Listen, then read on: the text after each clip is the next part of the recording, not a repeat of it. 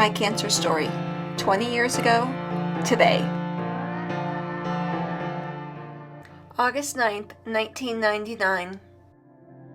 This was really not a good day, and that's because I had been on the decline for quite a while, and I was starting to get an infection, which we didn't know at the time.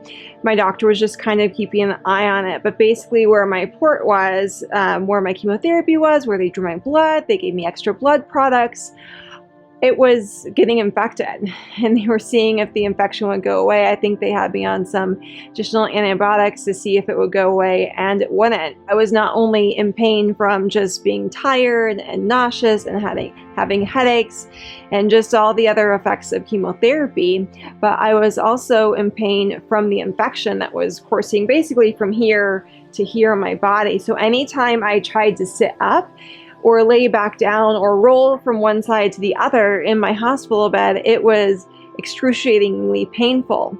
And I was laying on my left-hand side. My boyfriend, Kevin, husband now, was looking at me eye to eye. And I said, I can't do this anymore. I can't. I'm done.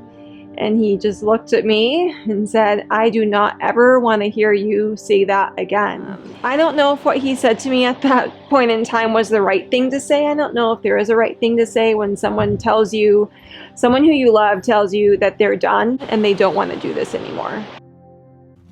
August 9th, 2019.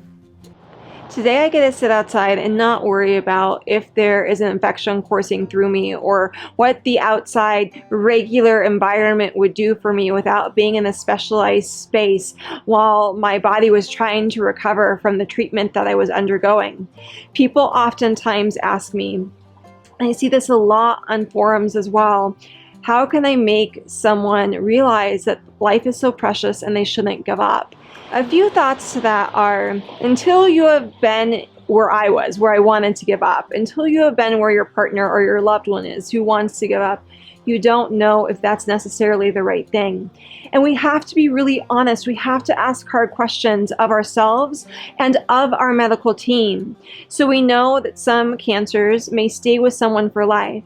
Mine, I was able to be in remission from, and it wasn't a chronic, ongoing cancer. Mine was acute. In addition, what are the side effects of the treatment that a cancer patient has to go through? If someone goes through cancer treatment, whether it's chemotherapy, radiation, surgery, how much longer would that extend their life, and what would their life look like? And what does that individual want their life to look like? These are all questions that we want to think about.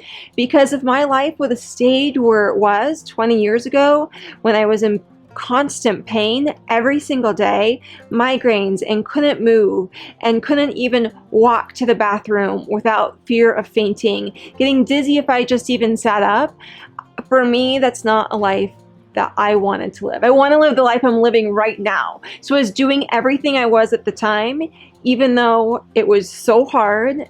And I admit that I wanted to give up at that point in time so that I could step back into my life now healthy. So sometimes we do need to give ourselves time. And sometimes when we want to get out of that process, right, when it's hard, when it's that struggle, when we want to give up, that's the hardest point in time, just to really respect where we are and be where we are. Because right now in my healthy life, right, where I feel good and happy, it's good to be where I am. I don't want to detach and get away from it.